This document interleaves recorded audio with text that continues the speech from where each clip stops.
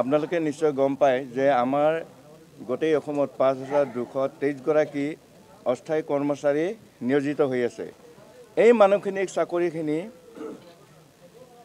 হিমন্ত বিশ্ব শৰ্মা ডাঙৰীয়াৰ নেতৃত্বাধীন বিজেপি চৰকাৰখনে আজিলৈকে ৰেগুলাৰ কৰাৰ ক্ষেত্ৰত কোনো ধৰণৰ গুৰুত্ব দিয়া পৰিলক্ষিত নহ'ল। আৰু সেই চাকৰিখিনি নিয়মীয়াকৰণৰ দাবীত আজি আমি প্ৰথম কাৰ্যসূচী হিচাপে আজি 2 ঘণ্টীয়া ধৰ্ণা কাৰ্যসূচী আমি ৰূপায়ণ কৰিছোঁ। গোটেই অসমতে আমি এই 2 ঘণ্টীয়া কৰি চাৰ্কুল ৱাইজত আমি ধৰ্মঘট পালন কৰিছোঁ।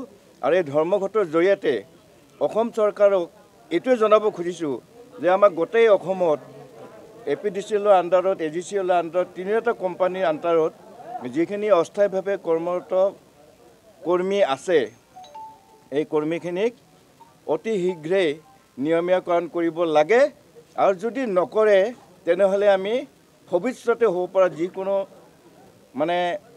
পৰিস্থিতিৰ বাবে চৰকাৰ বা APDCL জগৰীয়া হ'ব বুলি আপোনালোকৰ যোগেদি মই এইখিনি কথা জনাই থলোঁ।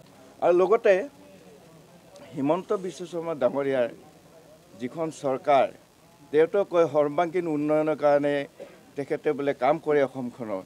আমি ইমানখিনি মানুহ দুৰ্ভোগত ভুগি আছোঁ, চাকৰিখিনি নিয়মীয়াকৰণ নকৰিলে কোনো পধ্যে কিহক লৈ তেখেতে উন্নয়ন হোৱা বুলি কৈ আছে আমি সেইটো কথা বুজি নাপালোঁ।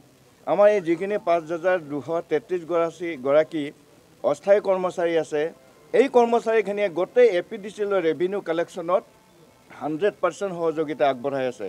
কিন্তু চৰকাৰখনে দুৰ্ভাগ্যজনক কথা কি কাৰণত আমাৰ মানুহখিনি চাকৰিখিনি নিয়মীয়াকৰণ নকৰে সেইটোহে বুজি নাপালোঁ।